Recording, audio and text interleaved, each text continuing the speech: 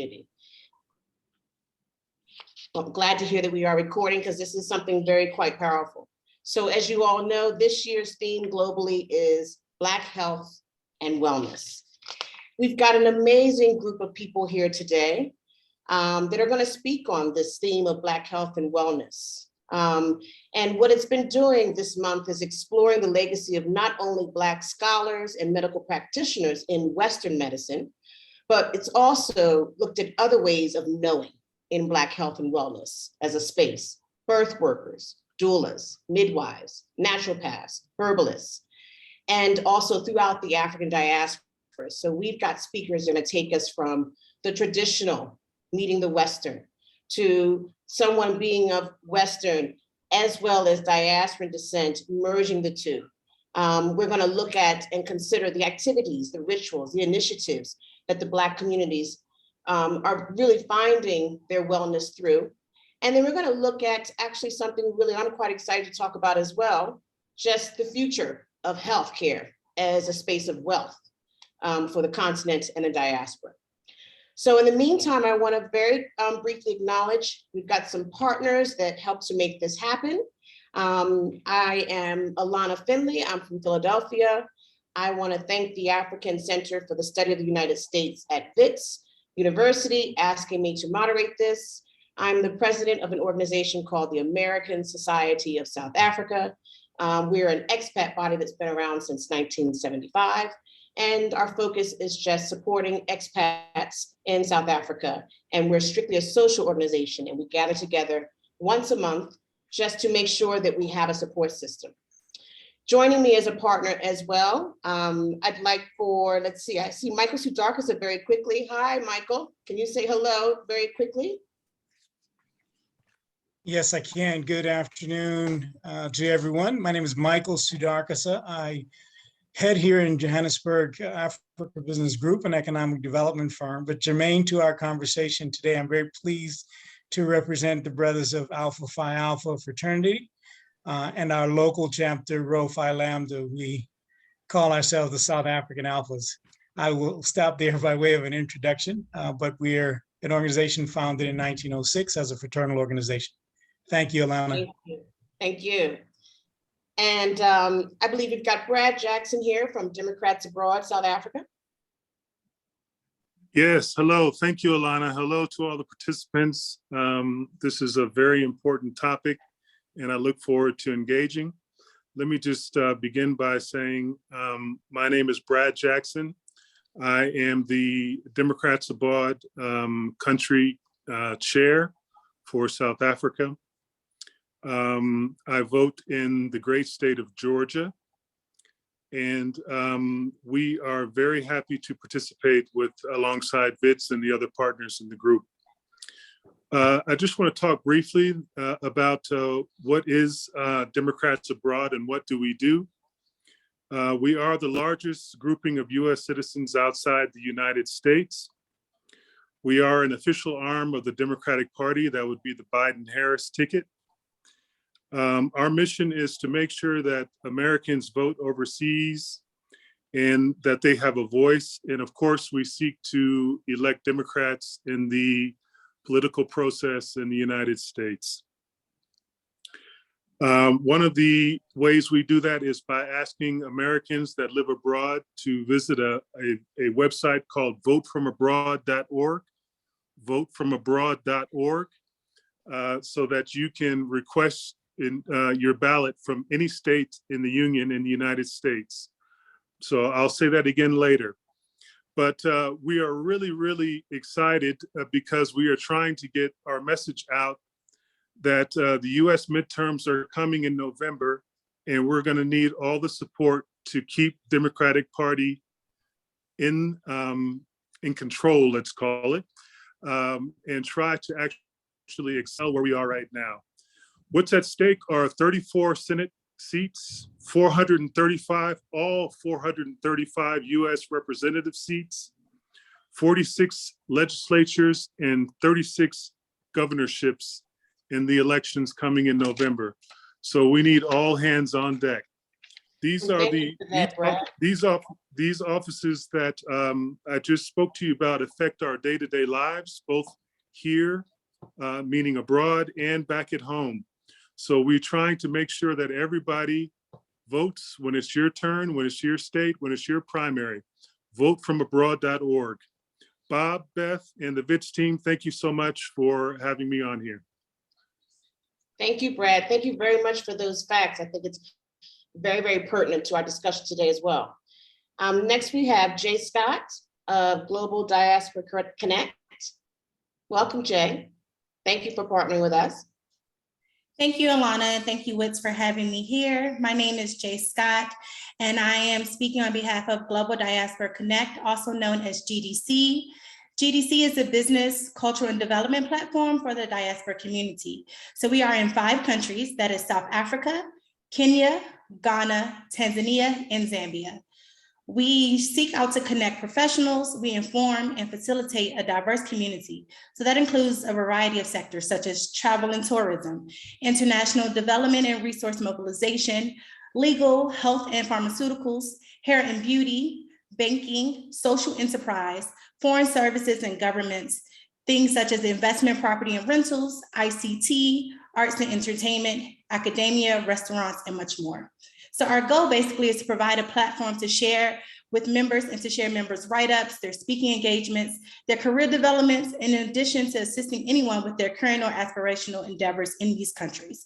I want to thank you, Wits, and Alana for having us here today. Back to you, Alana. Thank you for being here. Thank you very much for being here. Let me double check and make sure I haven't left off any of our partners. I believe I've got everyone except for a welcome from Access. The reason for the season. Bob, are you here? Who's welcoming Access? It'll be Prof. Kadiagala, Gilbert Kadiagala. Wonderful. Hi, Alana, and thank you everybody for coming. I'm very excited to welcome everybody to this momentous event. Here at Access, which was created in 2018, we have valued the Black History Month celebration. So we've been having them since we got started. And the reason is primarily that it allows us to build partnerships with US institutions, but also with Americans abroad, just as I think we've been listening to our colleagues who are here, the African Americans abroad. So it's exciting, therefore, to have these kinds of linkages for the Africa Center for the Study of the US, because subsequent to this event, we also build other initiatives, and we invite our partners, therefore, to walk us through the year as we, in fact, to showcase the Africa Center for the Study of the US, which is one of the first organizations in this part of the world to be dedicated to the study of the United States from South Africa. Last year, we had an important Black History Month, which came up against the backdrop of 2 major events, the Black Lives Matter, and then the election of Vice President Kamala Harris. So it was exciting to have the Black History event last year. And we are also happy, therefore, to be partnering with so many of you to discuss the issues around health and wellness. And so I'm very happy that we continue this partnership. And I'm ready then to hand back to Alana to walk us through the rest of the events for the day. But I want to thank everybody. Thank you. Thank you very much. So I think I'm on echo. I'm not too sure. That's from me. Okay, we're off. So what I want to just make a note of for all of those that are joining, I see we are up to about 20 extra participants. It's great to see. I hope we get more people in. We have someone monitoring our chat. So there will be a Q&A that is enabled on this webinar, and it'll be a roundup of questions at the end. And so what I'm going to do now is I'm going to get right into our program, and I'm going to introduce our first speaker. What's so nice is, you know, I've lived here over 20 years, and I met our first speaker about 15 years ago. I bumped into her as I was dropping my son off at preschool.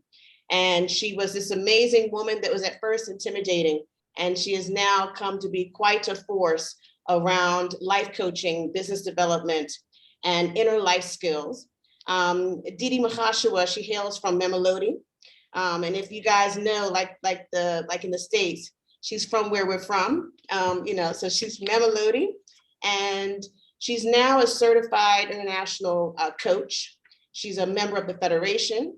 And most recently, she's qualified and completed her postgraduate certificate program in mindfulness-based stress reduction from Stellenbosch University. So through her foundation, Dede and Friends, she has been positively impacting the lives of those in underserved communities for years. And so she joins us today just to really talk about this theme of Black health and wellness from her perspective, pre-COVID, during COVID, and post-COVID. How are you today, Dede? Thank you so much, Alana, for such a great introduction. And it's really awesome to be here today, to be invited to speak on a topic that's so close to my heart. And thank you to Wits and all the partners here today. And it's lovely to see some familiar faces. Angela, who has also volunteered sometimes in the organization that I work in. So it's really awesome to be here. So thank you very much for that, Alana. And as we kick off, I thought it would be great to start off with a grounding. So if you would all allow me to just take you through a guided practice of grounding. So it doesn't require much. Where you are in your seat, just rolling your shoulders back once, twice, 3 times, putting your palms on your lap, facing upwards. If it's accessible to you, your feet on the ground, feeling them grounded with the floor beneath you. I'm going to ring the sounding bell once as the beginning of the meditation. And all we're going to do is following the breath as it comes in and out.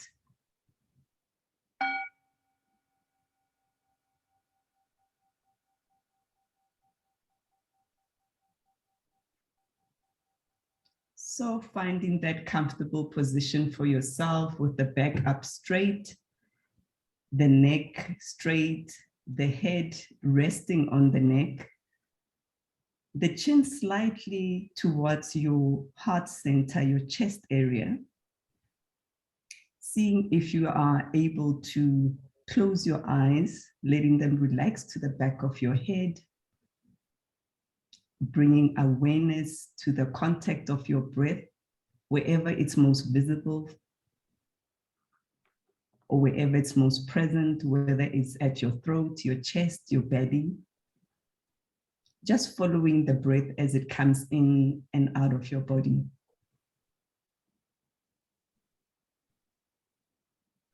So following the full cycle of the breath,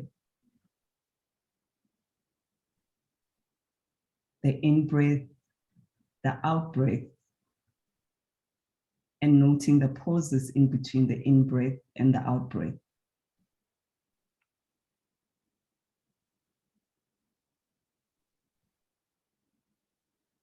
So knowing that it's like the mind to want to wander, go into thinking, how long is she going to be doing this for?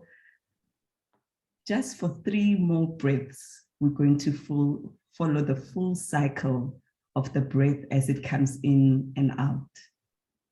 Just being present with your breath as it is.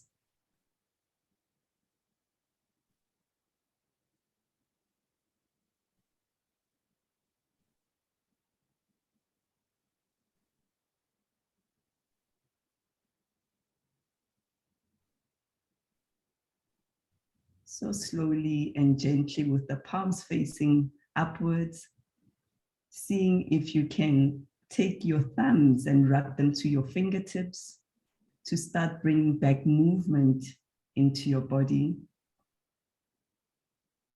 Then twisting and turning your wrists and perhaps even stretching your body, your arms in whichever direction you need today.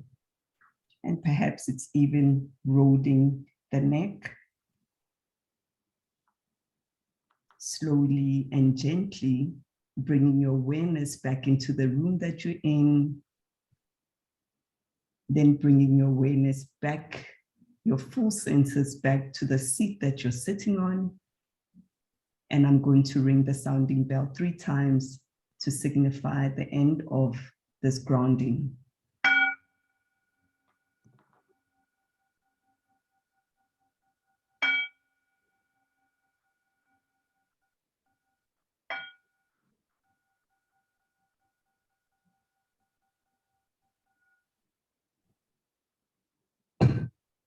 So good afternoon.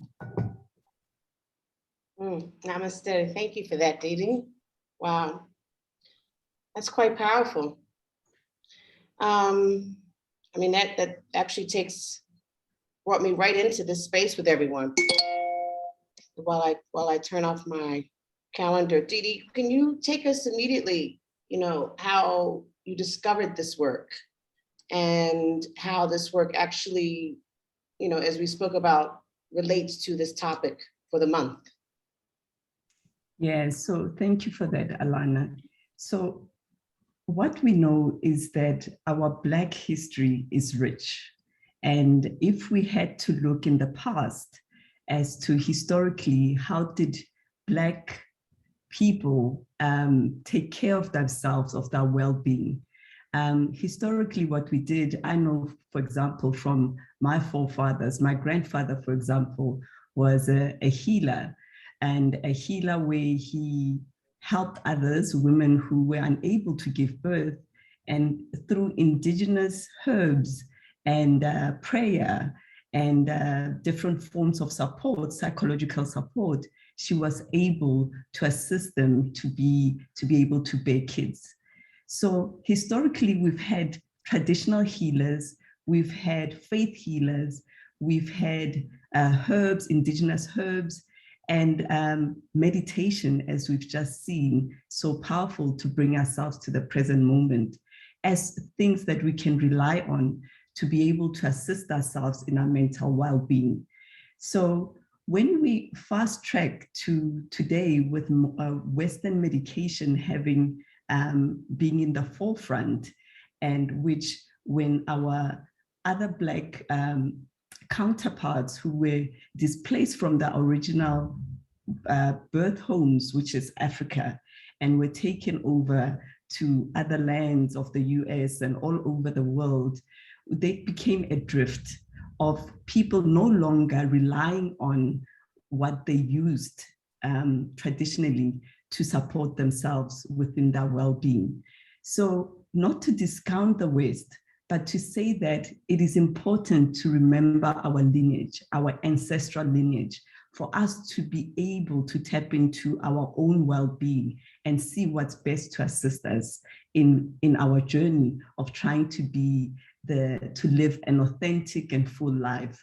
So my way of coming into the space that I am is through a journey of health, struggling with my own health, and being able to to have access to good healthcare, to good hospitals, and also being able to choose if I want to bring in other forms of healing, natural forms of healing, relying on Mother Nature's gifts, as I've just mentioned, in terms of herbs, in terms of all forms of other Eastern ways of meditation, of yoga, of healing.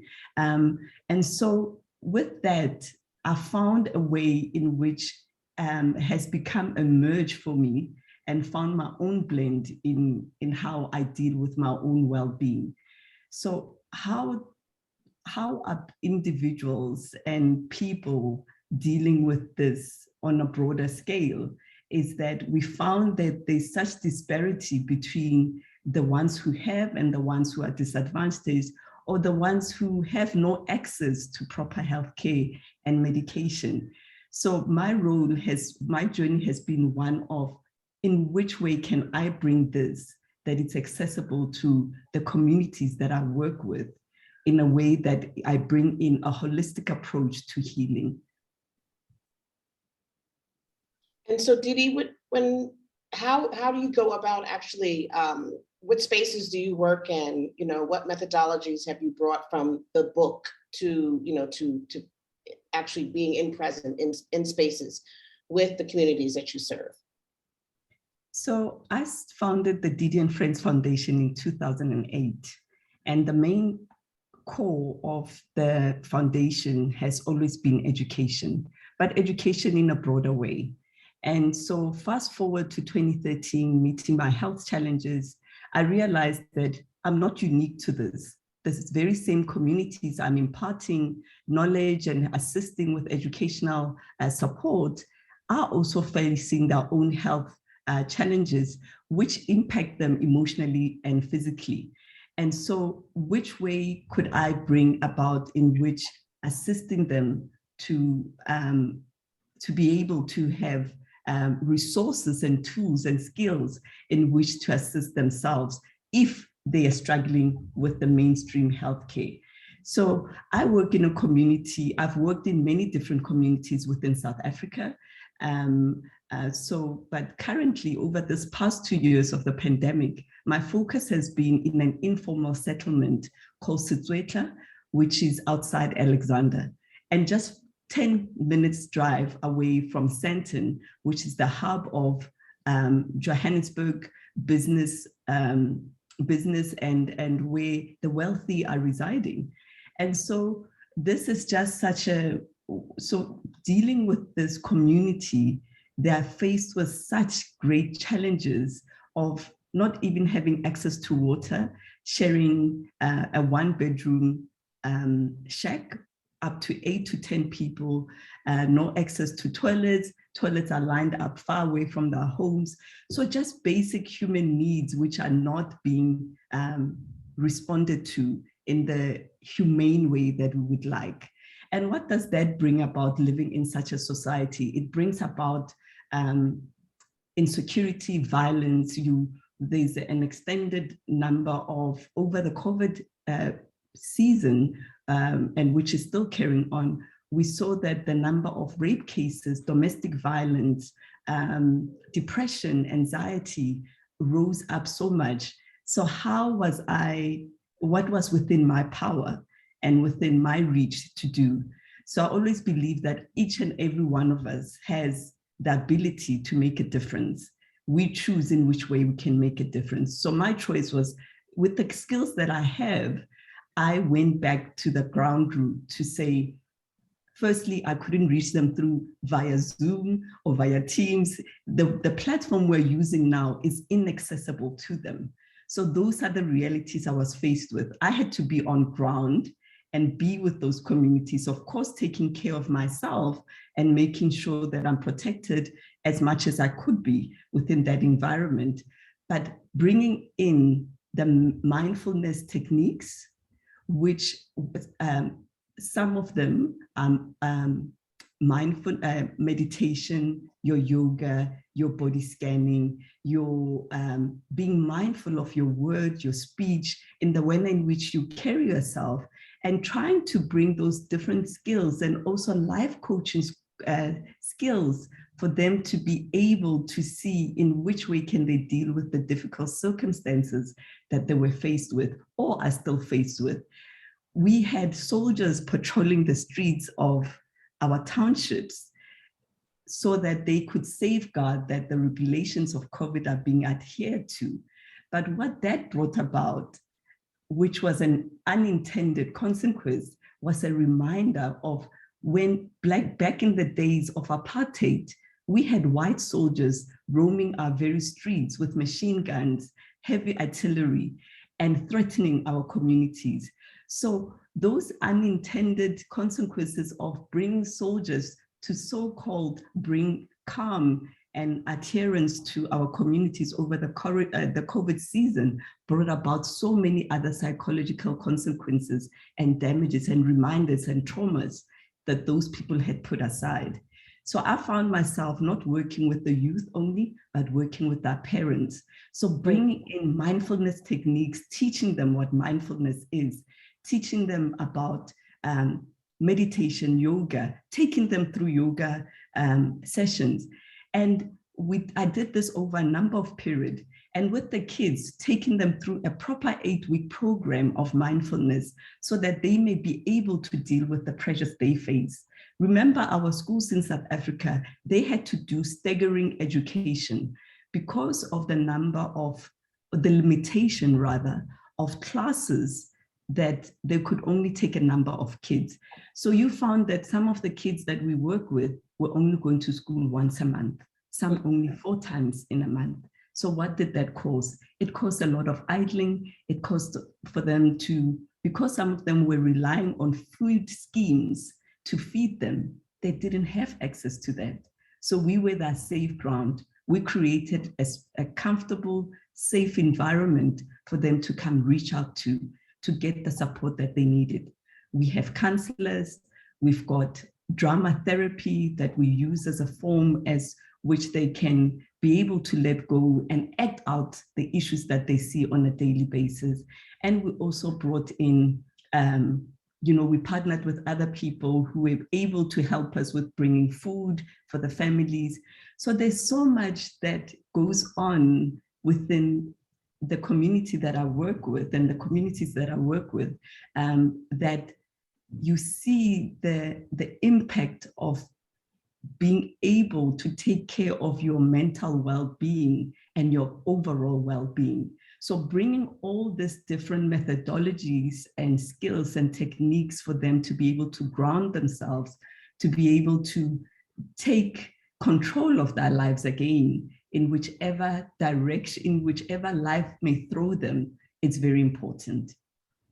And, which makes me really kind of hone in on the fact, Dede, that the work that you're doing, I am sure that your health and your wellness also was finding a resource through that kind of work, something very, very, very part of the DNA of our Black community. Would you agree?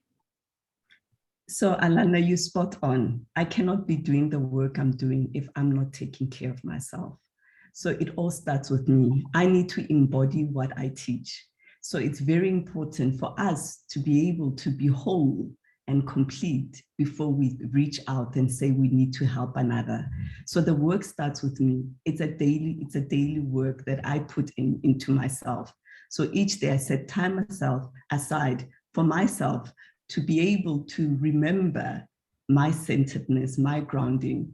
And so and then be able to impart that onto others. So with teaching the kids, the parents, because it's a system, you see the results of that. I mean, in our group now, we have the first matriculant who has now gone into university and passed extremely well, and she's doing a Bachelor of Science. And so we're very proud of that. And one of the things that she assisted her, she said she meditated every morning. And she was able to ground herself before each exam.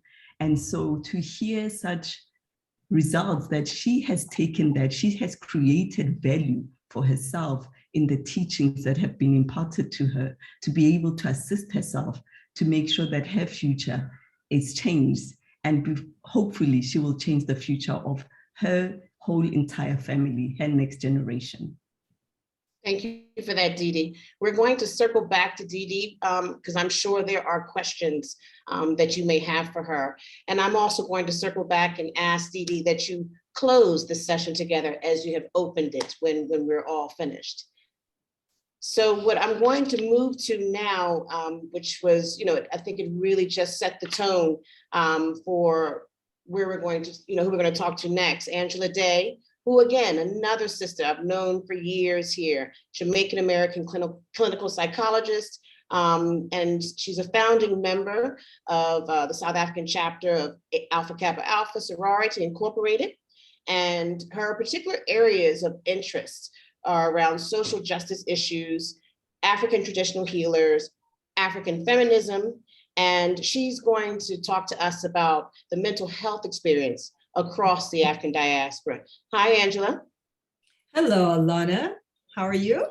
I'm great. I want to thank you so much for your time today. we had a nice little prelim phone conversation that was so powerful. And I remember it just took me back to the beginning of your journey as a mental health specialist and the work where you began your work. Where did you begin your work in this space years ago? Well, many years ago, I actually started out as a Lifeline Crisis Center counselor. And so 10 years on the phone lines really brought me to a space where I wanted to do more. I think also my previous life, I was a model, actress, producer.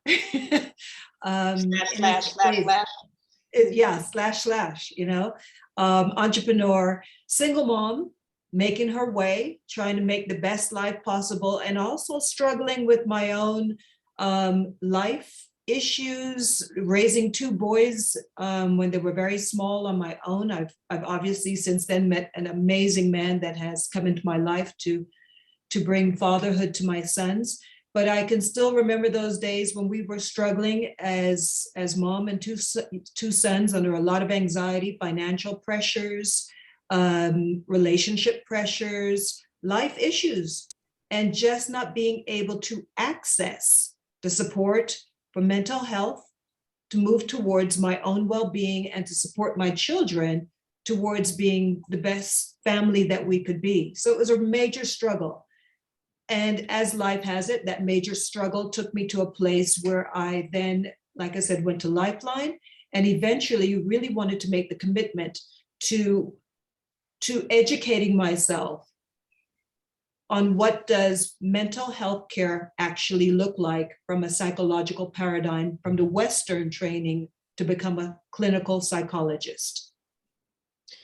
And on that note, you gave me some amazing research articles to read that were shared some stark facts, some that stayed with me. 25% of Black people seek mental care compared to 40% of whites. And I wanted to, kind of collapse that into the crux of your discussion around the biggest barriers to Black mental health today, and allow you just to have the floor to take us through what you wanted to share today. No, wonderful. So I turned to an article by Taylor Bryant, and the person's article was on the 10 biggest barriers to Black mental health today.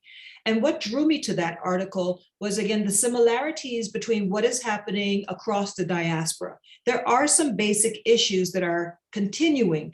We can talk about intergenerational trauma.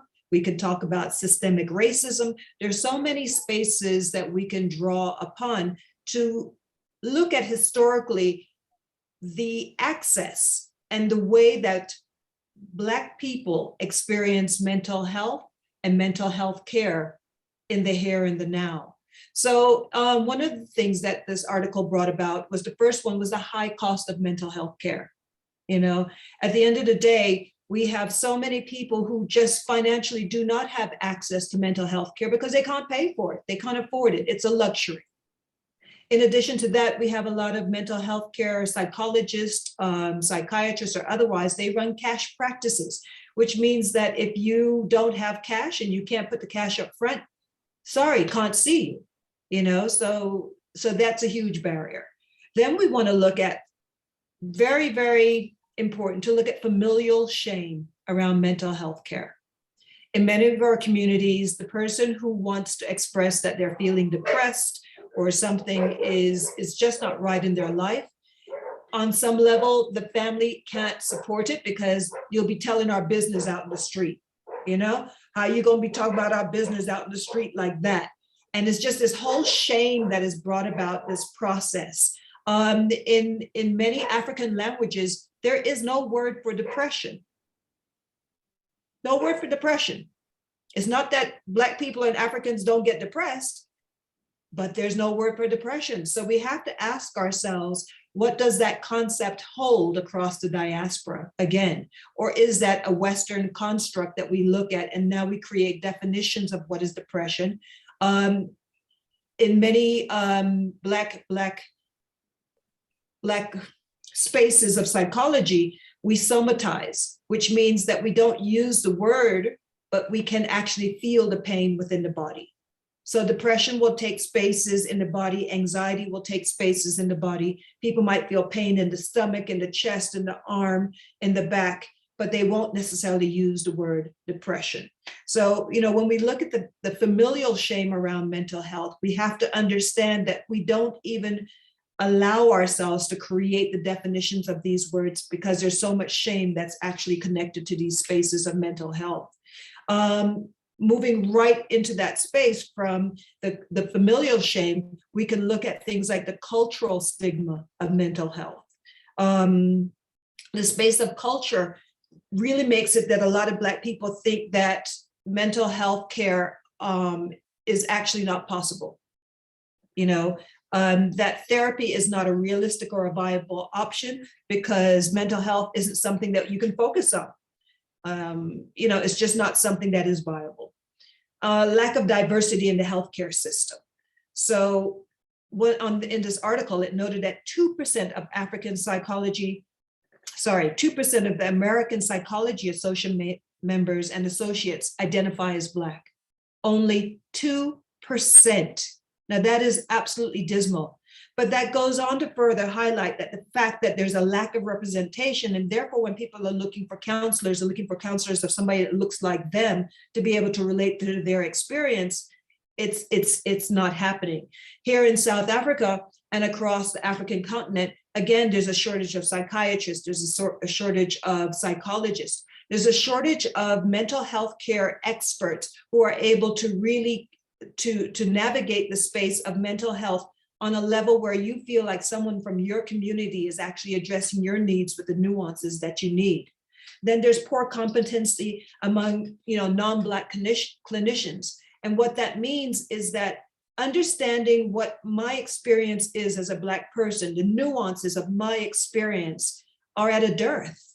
If I go in and I meet a white psychologist, an Asian psychologist, a male psychologist, someone who just doesn't understand the nuance of my experience, not only am I then faced with how do I emotionally connect to what I'm feeling, but now I have to explain my everyday experience of racism, my everyday experience of microaggressions that happen to me, to someone who may actually look like the person that offended me. It's a major struggle in that space. Then we look at the Western knowledge as a foundation to mental health care. I'm trained as a clinical psychologist from a Freudian perspective, psychodynamic, and have taken the initiative through the University of Johannesburg to have more of an integrative paradigm on how I now experience psychology. So Wits University, where I studied at, is very classic. University of Johannesburg was much more integrative in the sense that they do other evidence-based psychologies.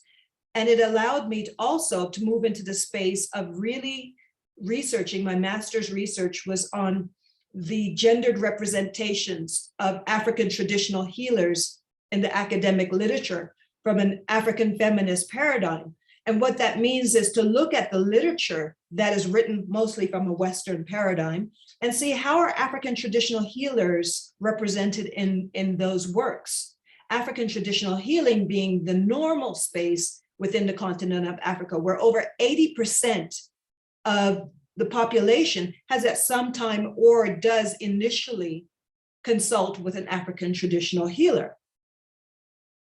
But there is a hegemony to the space of Western healing, where on some level, if you're getting the pill from a doctor versus if you're getting the potential poisoning from from an African traditional healer, there's so many biases and not enough conversations that are happening amongst the two modalities so that we can complement one another. So that is really an area that I'm very passionate about, is to create bridges between the two. So not either or, why not let's create the conversations of and both to support the people who really matter. There's a distrust of the medical industry that happens across the diaspora. Again, here in South Africa, the systems, the assessments, the testings were used to to keep Black people out of jobs, to keep them feeling like they were lesser than.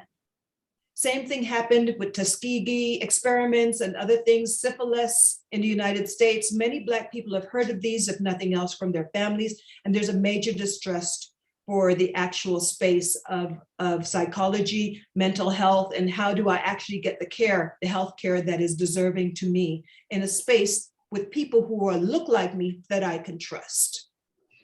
Then we have, let's see, then we have difficulty of navigating the process.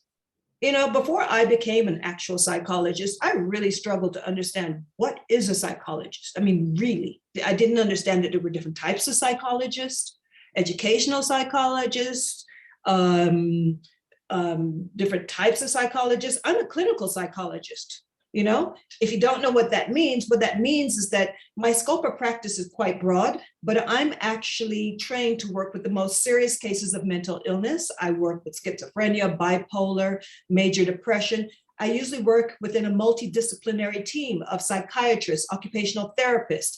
I work within a clinical environment, but I also have access to work out of that. And the multidisciplinary team is very important to the way that I work with these serious cases and issues. I also work with cultural expressions of mental illness. So I live here in South Africa. I've lived here for over 27 years. What that means is that I'm very aware of a thing that we call here the calling, right? And the calling it's a space where we're being called by our ancestors to have a spiritual expression of who we are, to maybe be Sangoma or however the expression occurs. We are being called to serve our communities through a way of being connected with the ancestors. But that in the initial stages can resemble to a Western eye mental illness. Somebody who may be seeing prodromal symptoms of schizophrenia, bipolar manic symptoms, a psychotic symptom. But we find that when people are actually then answering this calling, if that's truly what it is, symptoms start to subside. Western medicine doesn't hold the key to every answer. It's so important that we reach out to understand what is happening on a local level within any community and be sensitive to people's needs. Negative past experiences. Some people have had just one experience with a therapist or a social worker or someone else, and they paint a negative brush on the whole experience. Yeah. Yes, and there's power imbalances in those spaces that if people don't acknowledge that I, as a practitioner, have a certain level of power over the patient or the client, whoever I'm dealing with, then that experience for the client can be extremely negative. And a person then tells their friends and the next person, they're over, and then people literally just do not go ahead and move into the space of finding the healthcare that they need. But I think that being said, and I think we also acknowledge the fact that there are many negatives that are happening across the African diaspora. This other article that I wrote, I love the title of it. It said, if trauma can be passed down through generations, so can joy. So can joy. So can joy, right? It was wonderful. So can joy. And so let us, in the spirit of what Dede is bringing to us, about sitting in the now, sitting in the present, sitting in our own personal power, acknowledge where we want to be. We can acknowledge the past, but do we want to sit in it? We can take the power of now, the power of our joy that sits in every heart, that is truly there, that is our natural state, our natural birthright, and bring that forth. And I think through that joy and through that celebration of our Blackness, through our communities, then we consider what more can we do and how do we do more of that? What are we already doing right in our communities? We want to take ourselves forward and let's do more than that, And Angela, what I'd love for you to do is to share this, I think it was with Lola J that you Yes. did this. So can you please share it in the chat? That'll be fantastic, It was yes. I have to tell you, I have goosebumps as you were talking about it because it was a wonderful article to read. So thank you. If And trauma can be passed down through generations, then so can joy. So can joy. I have since put that on a post-it on my mirror. So you, all of those that you're joining us, you're welcome to do the same. So, you know, it's an amazing article. And we're going to circle back to you as well. I think this is a great point in time to talk about what we are transferring into the future other than joy. You know, we've got an amazing person on the line. He's another brother that's been here for a long time. Hi, Colin, how are you? Good afternoon, I'm very well, thank you. Good, so you know, your bio is incredible, but just as, and not to do it, I'm sure I'm not doing it justice, but he's an executive director, chief investment officer at RHB Limited, which is an investment holding company listed on the Johannesburg and Rwandan stock exchanges. He has extensive private and public sector healthcare experience, strong linkages with African-American networks in both South Africa and the US, and I'm sure the UK. And today he is going to be talking with us about the health investment landscape. And I thought that this was a wonderful way to sort of, you know, bring this conversation to a place of, you know, just what is the health investment landscape? What does that mean? I know my grandmother used to always say to me, health is wealth, but I want to hear from you, you know, what does that really mean? Sure, and that what your grandmother told you is also our tagline. Health is wealth has been our tagline since inception. So ultimately, we need to set the sort of table, if you will, of what the healthcare landscape looks like in order to sort of master the possibilities of what can be done in terms of investment. So let me try to do that. South Africa's got a population of about 60 million people. It's actually 59 point something, but we'll round it up to 60 million people. In 2020, we spent 9.5% of our GDP in healthcare, which is about 4.5% more than the World Health Organization has said we should. So we know that it's not a question of we're not spending enough on healthcare. The total healthcare budget was about $31.4 billion. You can translate it to Rand, just multiplied by 15.3 in 2021, and it's projected to be 46 billion by 2030. So again, we're spending the money. The question is really one around impact. So the country, as you know, has a two-tiered healthcare system, right? So basically 20% of the 60 million or 12 million are well-to-do, wealthy people who can afford medical aid and the best of healthcare. The other 48 million people, or 48%, I'm sorry, 48 million people, or 80%, are dependent primarily on the government sector, right? So that creates an imbalance automatically. So we've got about 422 public hospitals in South Africa, and we've got about 203 private hospitals in South Africa. And you know that the 20% go to the 203 private hospitals, have the best of healthcare, et cetera, et cetera. As an investment proposition, healthcare has an IRR of approximately 10%. So it's this total sort of imbalance, if you will, in terms of the public sector and the private sector, which is really what's creating the opportunity. The opportunity basically is to invest and basically move people off of the sort of government fiscus, move them more towards private, affordable, quality healthcare. And that's what we do at RH Papillo, RH Managers, RQ Capital, RH Africa Fund 1. So we're a collection of private equity funds. I'm with the investment holding company, which is the aggregator of all of these funds.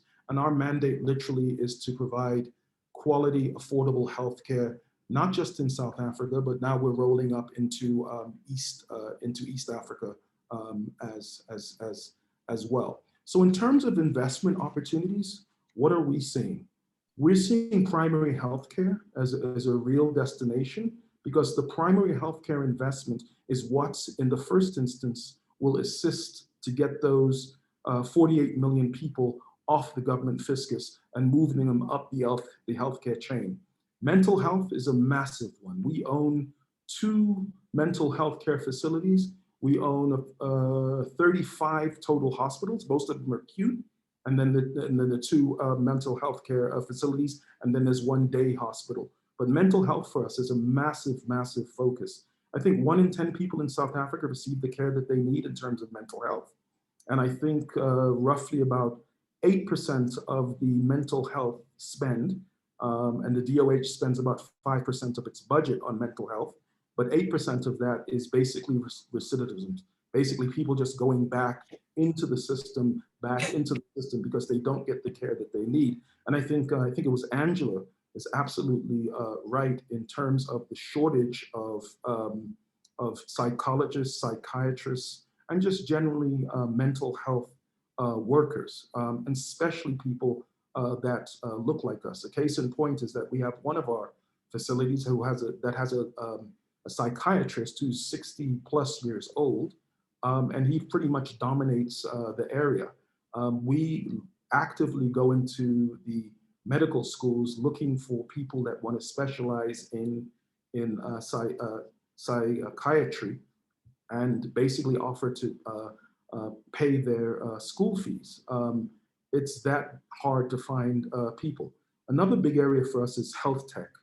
And that's really an area where a great deal of private equity investment is going. And believe it or not, there's some interesting things coming out of South Africa and Africa in general. So that's a big one. That's a really big one for us. We've just made our first health tech investment, which is a company that basically has nurses on call, so that, and that really speaks to our bottom line, so that we don't have to have them on our payroll all the time.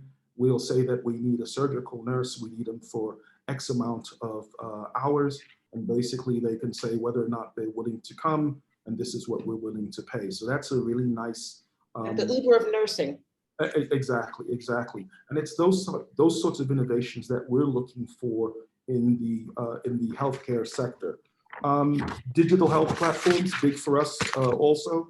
And of course, massive is the medical education. Because of the lack of oncologists, psychiatrists, psychologists, radiologists, I mean, there's just basically a lack of trained, high quality professionals. A lot of people are leaving the profession. A lot of people are immigrating to what they consider to be greener pastures. So the healthcare investing sector is one, I think, that's wide open. The need certainly is there, and it's one that we have been focused on for the last 10 years or so, and we enjoy it. And I think really we're mission driven, which is the affordable quality healthcare. And we basically work in the rural and the peri-urban areas, which is where most of the population is. We have a few hospitals in the major cities. We're a big owner in Busamed and some of those other hospitals that you may have heard of, but most of our facilities are out in the rural areas.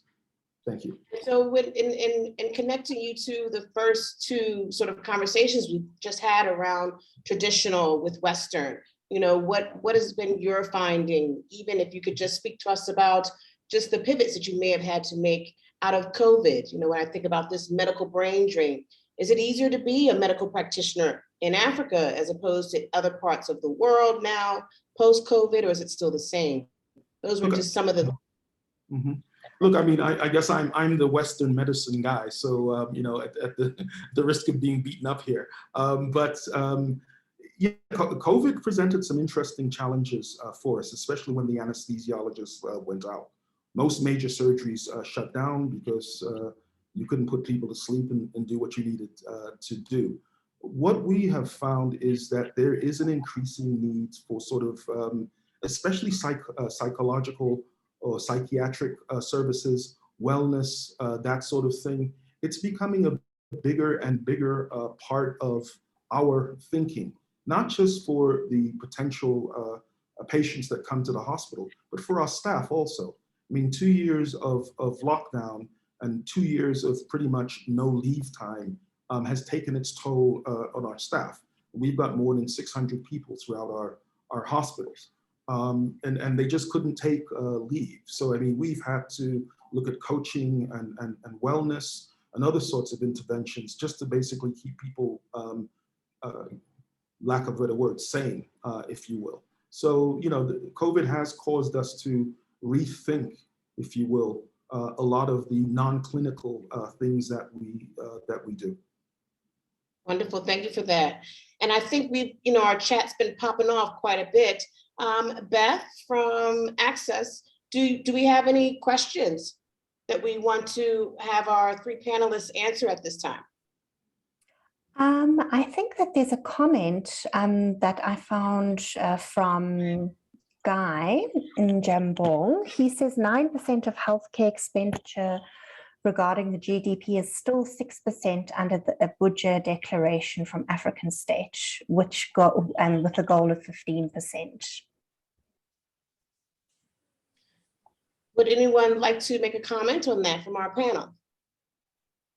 Yeah, I mean, as a factual number, it's correct. It is that, but you know, ultimately, I think a country like South Africa, which is sort of the most advanced in many respects, it also has other priorities that it has to look at. There's education and there's housing and et cetera, et cetera. So the fact that they're spending 5% above, sorry, 4.5% above World Health Organization mandates, I think is commendable.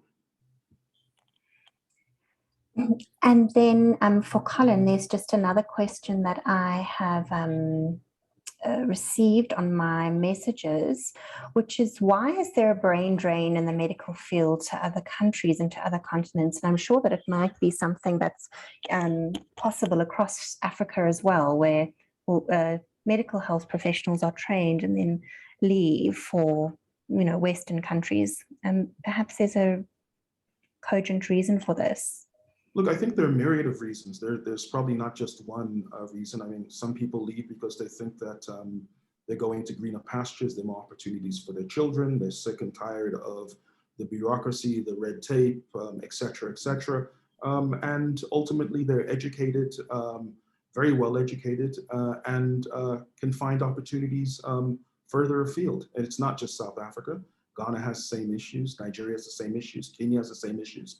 I believe Zambia is suffering from the same thing, Zimbabwe is suffering the same thing. So brain drain is real, and I think is really only going to be addressed by interventions in those countries that give people a sense of stability, that give people a sense of the future, and that make people comfortable to want to stay and contribute. Okay, thank you very much, Colin. Bob has explained that there was lots of talk about African organic remedies to COVID. Any opportunity to convert traditional African medicine into mainstream medicine?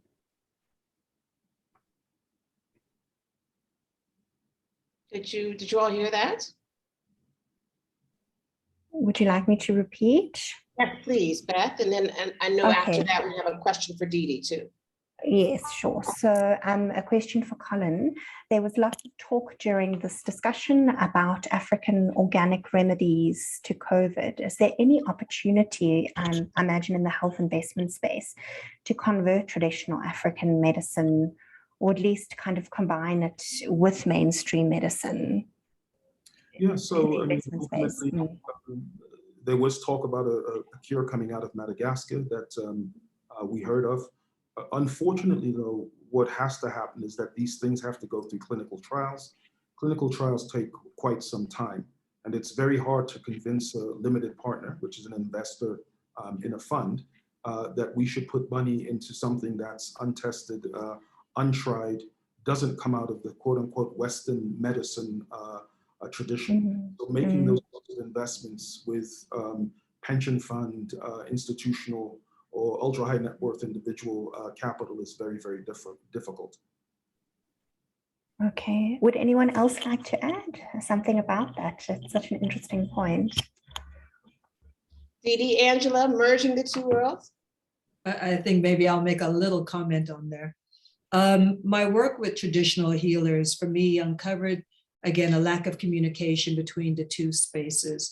I completely agree with what Colin is sharing, but also there needs to be an acknowledgement that many preparations, have been investigated by the universities, and certain things taken from there that have been used by the pharmaceutical companies. So I think when it is invested interest, the scientific space says that we need to try and make sure that things are safe, but they are coming from raw materials. And the idea to investigate a particular tincture or a medication or something else, a root or anything else, starts from somewhere. But it has to be safe and for the population, and that's the priority. First, do no harm. And I think there is a process, but there needs to be additional communication, because sometimes traditional healers, maybe if they were exposed to more scientific methods of what am I doing here? How can I document what I'm doing? And as important, is it beneficial to me to share what I am learning with others in the Western community so that we can help all of our community together beyond profit driven? So I think there's something there, more communication. I'd like to add on to what Angela has just said. There certainly is such value in that if the two were merged. But the critical thing that we have lost, especially within South Africa, it's lack of documenting what is happening. So should our traditional healers start documenting what they're doing, perhaps we can reach a level of merging the two worlds and proving that their ways of doing things are able to assist. The traditional healers that I interviewed, they basically said they can't trust, because if they give over their information, then what is their return? Or are they being invited to the table? In many cases, they're being invited to learn Western ways, but so often the hospitals and people who are in the institutions are not actually going the other way. So it seems to be a one-way drive from the people whom I've interviewed. So Beth, I know we had a question for Dede, and what I wanted to do was give time for, after this question from Dede, I have a question that will kind of bring this all back to the community as a diaspora and the continent. But what was the question for Dede? And okay, sure. And then there are quite some more questions as well. Wonderful. But for Dede, someone is just wondering if mindfulness training and practices alone are helpful when there are such kind of profound economic and structural challenges across African communities. Well, thank you for that question. I think in the beginning of my talk, I highlighted as to the inequalities that reside within these communities, the marginalized communities. So mindfulness practices alone cannot assist, because we need partnership with government, we need partnership with the private sector to be able to address our economic situations within the South African context. So what has proven is that the mindfulness techniques, life coaching, all different types of interventions of assisting people to deal with their circumstances, alleviate the pressure and give them a sense of light to be able to deal with life in a more balanced manner. So what we're looking at here is to be able to get those people from drowning in their circumstances, but rather to see light, to be able to say that I can come out of this situation, I can rise above this. So mindfulness alone, research has been beautiful in terms of different types of practices. We've got the books of Dr. Bessel Kolk, The Body Keeps Scores, who speaks and has done extensive research comparing mindfulness practices, your yoga, your meditation, and different types of drama therapy, all different types of interventions, how they have helped trauma cases of PTSD, so many other different people who dealing with trauma and who were tried and tested on medication and improved, and it showed that mindfulness practices and different forms of practices were able to alleviate their symptoms and for them to come back to reality and live more healthy lives.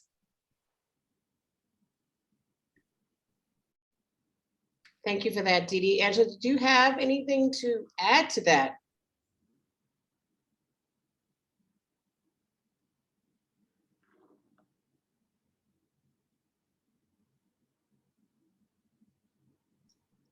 I see a question in the chat box that might relate to it.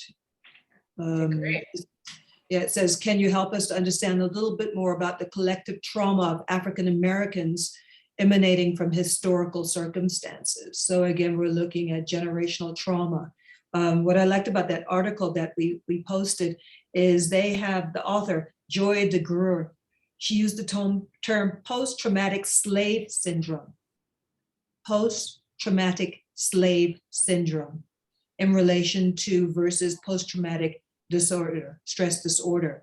You know, this generational trauma that we have experienced as a people that started way back when. So when we hear our mom and our dad or our cousins or our family members sharing those stories of what has happened to so-and-so or Uncle Jim or what has happened to me as I went out to the grocery store, or giving us the talk. You know, when you have to give your son or your daughter the talk on how to respond to police, it's generational trauma. An intergenerational trauma that again passes from one family to the next, from one person to the next, and sometimes on subconscious levels that we're actually not acknowledging. When we're having these microaggressions that happen to us on a day-to-day basis, and there's nowhere for us to actually express it. Again, trauma. We look at what has been happening, you know, over the summer when in the United States, when we watch George Floyd and the knee on his neck and a human being literally dying before our eyes, trauma. When someone looks like us and no one is doing anything, trauma. So again, you know, for me as a psychologist, when I sit with my clients, I'm very aware that the traumas that we experience, that we bring into a moment, into the story for those who are privileged to sit with a therapist, has a context within which those stories were developed. And not only is the story important, it's important for us to locate the trauma in a time. In the times we're living in, where did that come from? How does it continue to be perpetuated? And what can we do to change it, not only on an individual level, but on a social level that incorporates our communities as well? How can we participate in this narrative differently? And that's quite interesting, because I was going to, you know, close with a point just around how does all of this tie back to just our DNA around being a community. But I saw something that came up in the chat, a question to Colin, just around how can the digital divide that we live in now, how is it, you know, you talk about moving into this new space of health tech.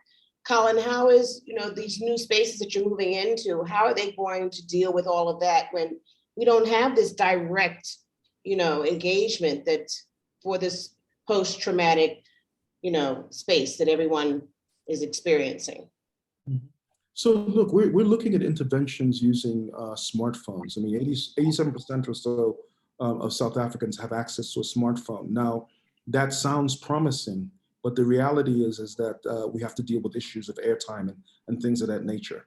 So we're looking at interventions where we can get clinical information to and from people without utilizing or burning up, if you will, their airtime.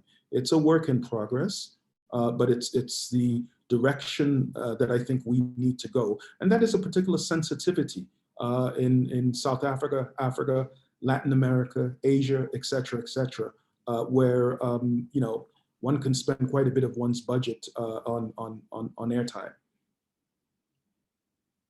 Thank you for that. We are sitting at 3:44, which I thought would be kind of like a good time. I don't know if you think we should take another question, Beth, because I wanted to have comments from our panelists, closing comments from our panelists, as well as closing comments from Access, as a farewell. And then Dede will close out our session again, just with a mindfulness meditation. I mean, so just quickly, I think that there is a few more questions for Colin, and then just also some for Angela and Dede. But I imagine that for Colin, it would be sort of the proposed national health insurance. Let's just see, South Africa is obviously, how does it affect the private sector hospitals and their investments? That's one question, and I'll just do two. And then the second is, it's the digital health, which you've just done, but something else is about kind of investments in West Africa and Ghana. So perhaps we could touch on these kind of NHS type investments in countries like, in African countries. Sure. So national health insurance, first of all, let me say, I think it's an excellent idea. I think it's well needed. The question really is around how it's going to be financed, or to use a euphemistic term, funded. Ultimately, the private sector, which is the Netcares, Lifes, Mediclinics of the world, they build hospitals, acute hospitals, that is, at about 3.5 million rand a bed. We build hospitals at anywhere from 1.5 to 2 million rand a bed, and government builds hospitals in excess generally of 5 million rand a bed. So in terms of the ability to roll out infrastructure, that kind of spend on facilities, and that's just the facilities, that doesn't speak to equipping them, training staff, et cetera, is, I think, prohibitive. So I think what the government is going to have to do is going to have to rent facilities from existing players. In that respect, we don't have the sunk costs, if you will, that some of the larger independents have. So we look at NHI as an opportunity, in that we know the government is going to need infrastructure, and they're probably going to have to run around and root around and rent hospital facilities. So we view it as a potential boom. And then, once one has facilities, one has to equip, one has to staff. So, what one would do is sort of look at doing sort of complete facilities packages, if you will, for the government. So it's an opportunity for us. What was the other question? I think that there is a person, Richard, who would like to connect with you privately, and I will send you his details. There's a question for Angela about what her take was on the January 6th, let me just see, the January 6th riots, more about, sorry, let me just read it properly. What did you see on January 6, 2021 in the nation's capital of Washington, D.C.? What would your clinical assessment from a mental health perspective be? Ooh, Angela, in the hot seat. Old water rule. We should not diagnose or comment on anyone that we have not met in person. Although I must say that many years ago, I did write an article about Donald Trump that was entitled, "Is he crazy like a fox or is he just crazy?" All right. And after I did my research, unfortunately, I came to the conclusion through my paper that Donald Trump was crazy like a fox. Okay.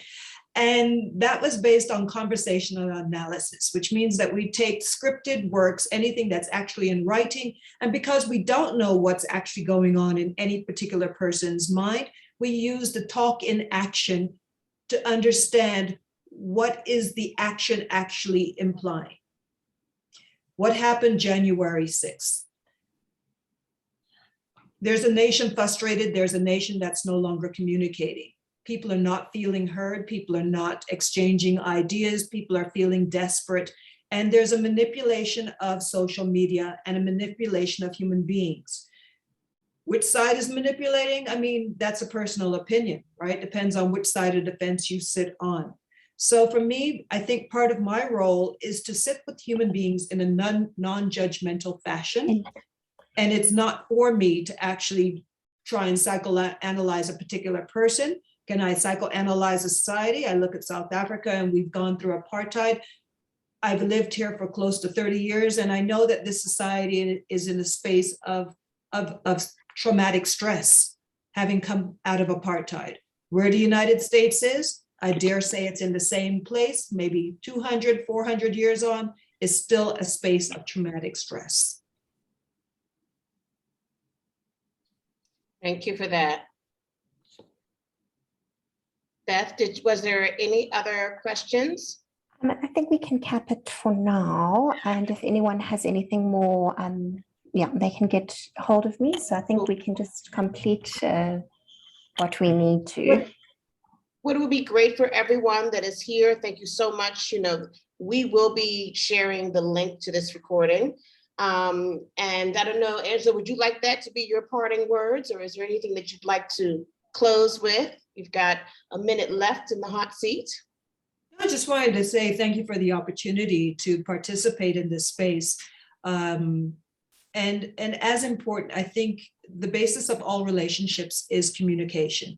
So understanding unconditional positive regard, setting aside your own prejudices to be able to allow another person's perspective, thoughts, expressions be inhaled into yourself. And with that tolerance, we all grow together. It may sound quite altruistic or maybe even impossible, but I do believe on a one-on-one human level, starting with our families, starting with our primary relationships at home, if we practice that space of communication, of relation, of loving, of caring, of respect, it can transfer itself into the larger society to the benefit of all of us. That's beautiful. And Dede?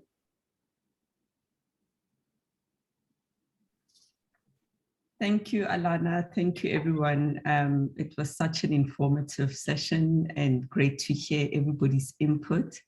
I guess what I would like to end off with is the famous word or the phrase that Desmond Tutu used to use of Ubuntu, of, you know, he said, I am because we are, and also I am because of you.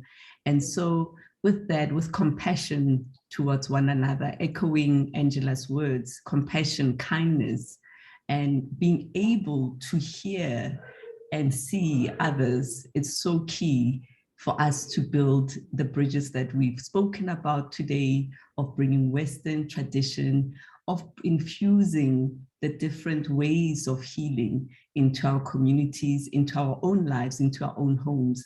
So those are my parting words to say, let us really embody the essence of Ubuntu and take it forward. And Colin? Yeah, so my mission, I think, is a lot simpler than Dede's or Angela's. My mission basically is to make sure that infrastructure gets built in Africa, healthcare infrastructure.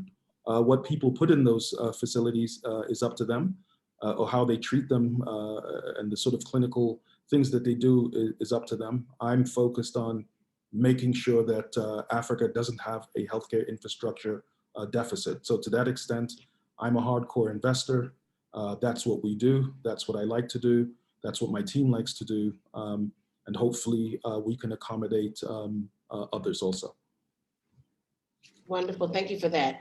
I have closing words, but I wanted to bring in Bob or whoever would like to do the thank yous to our partners in closing. Right. No, thank you very much for seeing us through this very informative session. I just wanted to, in speaking on behalf of the African Center for the Study of the US at this concluding moment to say thank you to South African Alphas. I know Michael Sudakasa is on the call, and he's been very instrumental in our connections as the African Center for the Study of the US with the African diaspora. And thank you too to Global Diaspora Connect. This is the second year of our partnership. We did Connect again last year during the Black History Month in a virtual community event. Thanks, Alana, and obviously through you, the American Society South Africa. I think we've gotten to know each other just a couple of weeks ago, and it's already looking a great partnership. And we look to partner going forward. In concluding, I like to just say there are so very many ideas on which we can work together, and we've only scratched the surface. And so we invite our partners here and individuals, in fact, that as African Center for the Study of the US, we are welcoming to any ideas, and we know that no idea is a poor idea. Any idea, we are in an institutional setup. We are the only African Center for the Study of the US on the continent. We have partners across the continent as well as in the US. So if you would have an idea that is, you think we can work together, we can use our convening power and capacity, our research capacity to work together on that. And talking of which, I think I will be remiss if I did not mention that we have two major events lined up. And I know it is great meeting on the screen, but people often get zoomed out. There's Zoom fatigue. I'm sure it's going to set in very quickly. And so our next event, this Black History Month 2022, is a physical one. Rather, it is an in-person and hybrid. It will be held at the Origin Center on Wits campus. Wits Origin is right on campus, on the so-called East Campus. And we look forward to welcoming you, to seeing you in person and following in Angela's words, so that we can have some compassion in person rather than on the screen. And have a cup of coffee together. We are, staging this event in partnership with Global Diaspora Connect. They have been working very hard on an initiative called Change Makers. And on that occasion, we shall be seeing some of the change makers who have made a difference. Lastly, towards the end of March, in fact, on March 31st, we shall be celebrating our 4th anniversary since establishment in March 2018. And we shall be having a gala dinner on Wits campus at the Wits Club. I think Angela knows the location because she's a Witsi. And I'm sure the Witsis on the platform also know the place. So we equally invite you to come to that. For the event on the 24th, it begins at perhaps 2:30, but the details have been circulated. So you can RSVP in advance because we want to host as many people as we can, but we can only do that once we know the numbers. And with that, back to you, Alana. Thank you. Well, thank you very much for that. I'm very excited about the event happening at Origins with Global Diaspora Connect. And I actually heard of a change maker that's going to be honored. That's quite powerful. I'm excited to see that, see them be acknowledged. And, when we talk about passing things on, you mentioned, Angela, my quote now, my favorite quote is just passing down through generations. If trauma can be passed down to generations, then so can joy. And I want to thank everyone for what has often been a very difficult conversation to have around Black health and wellness, around mental health and wellness. And I think that this is quite powerful, and I hope that we carry on more discussions like this in partnership with Access and everyone that has joined us. And you can reach everyone I'm sure that Beth has given the link to the website. And I know that the American Society of South Africa we're very excited to have been a part of this. We also have an event tomorrow. We call it our 3T. It's a social networking space to come and join us. And again, I'm sure that Beth will share how to reach us as well in the chat. And from me, just thank you and enjoy the rest of Black History Month. And may we continue to have these discussions and pass these on, because it's not about us, It's about the legacy that we leave behind and the generations to come. So let's keep passing on some joy. Thank you, everybody, for joining us. Thank you all. Have a good day. Great, great. Thank you, everybody. Bye-bye. Bye, everybody. And for sure, see you on 24th in person. Indeed. All right. Right.